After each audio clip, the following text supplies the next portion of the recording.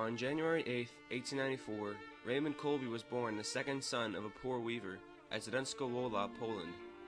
In his infancy, Raymond seems to have been normally rebellious, but one day, after his mother had scolded him for some misbehavior, her words brought about a radical change in the child's behavior. Later, Raymond explained this change. "That night I asked the Mother of God what was to become of me. Then she appeared to me holding two crowns, one white, the other red. She asked if I was willing to accept either of these crowns. The white one meant that I should persevere in purity, and the red that I should become a martyr. I said that I would accept them both. Thus, early did the child believe and accept that he was destined for martyrdom. His belief in his dream colored all of his future actions."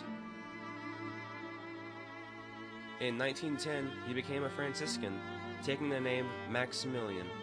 He studied at Rome and was ordained in 1919. He returned to Poland and taught church history in a seminary. He built a friary just west of Warsaw, which eventually housed 762 Franciscans, and printed 11 periodicals, one with a circulation of over 1 million, including a daily newspaper. In 1930, he went to Asia, where he founded friaries in Nagasaki and in India. In 1936, he was recalled to supervise the original friary near Warsaw. When Germany invaded Poland in 1939, he knew that the friary would be seized, and sent most of the friars home. He was imprisoned briefly and then released, and returned to the friary, where he and other friars began to organize a shelter for 3,000 Polish refugees, among whom were 2,000 Jews. The friars shared everything they had with the refugees. They housed, fed, and clothed them, and brought all their machinery into use in their service. Inevitably, the community came under suspicion and was watched closely. Then in May 1941, the friary was closed down, and Maximilian and 4 companions were taken to the death camp, Auschwitz, where they worked with other prisoners. Prisoners at Auschwitz were slowly and systematically starved, and their pitiful rations were barely enough to sustain a child. 1 cup of imitation coffee in the morning, and a weak soup and a half loaf of bread after work. When food was brought, everyone struggled to get his place to be sure of a portion. Father Maximilian Kolbe, however, stood aside in spite of the ravages of starvation, and frequently there would be none left for him. At other times he shared his meager ration of soup or bread with others. In the harshness of the slaughterhouse, Father Kolbe maintained the gentleness of Christ. At night he seldom would lie down to rest. He moved from bunk to bunk, saying, "I am a Catholic priest. Can I do anything for you?" A prisoner later recalled how he and several others often crawled across the floor at night to be near the bed of Father Kolbe, to make their confessions and ask for consolation. Father Kolbe pleaded with his fellow prisoners to forgive their persecutors and to overcome evil with good. When he was beaten by the guards, he never cried out. Instead, he prayed for his tormentors. In order to discourage escapes, Auschwitz had a rule that if a man escaped, 10 men would be killed in retaliation. In July 1941, a man from Kolbe's bunker escaped. "The fugitive has not been found," Commandant Karl Fritsch screamed. "You will all pay for this. 10 of you will be locked in the starvation bunker without food or water until you die." The prisoners trembled in terror. A few days in this bunker without food and water, and a man's intestines dried up and his brains turned to fire. The 10 were selected, including Franciszek Gajauzenek, imprisoned for helping the Polish resistance. He couldn't help but cry of anguish. "My poor wife," he sobbed. "My poor children, what will they do?" When he uttered this cry of dismay, Maximilian stepped silently forward, took off his cap, and stood before the commandant and said, "I am a Catholic priest. Let me take his place. I am old. He has a wife and children."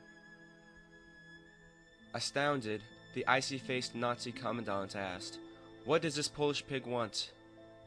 Father Kolbe pointed with his hand to the condemned Franciszek Gajauzenek and repeated, "I am a Catholic priest from Poland. I would like to take his place, because he has a wife and children." Observers believed in horror that the commandant would be angered and would refuse the request, or would order the death of both men. The commandant remained silent for a moment. What his thoughts were on being confronted by this brave priest, we have no idea. Amazingly, however, he acceded to the request. Apparently the Nazis had more use for a young worker than for an old one, and was happy to make the exchange. Franciszek Gajowzanek was returned to the ranks, and the priest took his place. Father Kolbe was thrown down the stairs of Building 13, along with the other victims, and simply left there to starve. Hunger and thirst soon gnawed at the men. Some drank their own urine, others licked moisture on the dank walls. Maximilian Kolbe encouraged the others with prayers, psalms, and meditations on the Passion of Christ. After 2 weeks, only 4 were alive. The cell was needed for more victims, and the camp executioner, a common criminal called Bach, came in and injected a lethal dose of carbolic acid into the left arm of each of the 4 dying men. Kolbe was the only one still fully conscious, and with a prayer on his lips, the last prisoner raised his arm for the executioner. His wait was over. So it was that Father Maximilian Kolbe was executed on August 14th, 1941, at the age of 47 years, a martyr of charity. Father Kolbe's body was removed to the crematorium, and without dignity or ceremony was disposed of, like hundreds of thousands who had gone before him, and hundreds of thousands more who would follow. The heroism of Father Kolbe went echoing through Auschwitz. In that desert of hatred, he had shown love. A survivor, Joseph Stimler, later recalled, "In the midst of a brutalization of thought, feeling, and words, such as had never before been known, man indeed became a ravening wolf in his relations with other men. And into this state of affairs came the heroic self-sacrifice of Father Kolbe." Another survivor, Jerzy Bilecki, declared that Father Kolbe's death was a shock filled with hope, bringing new life and strength. It was like a powerful shaft of light into the darkness of the camp. The cell where Father Kolbe died is now a shrine.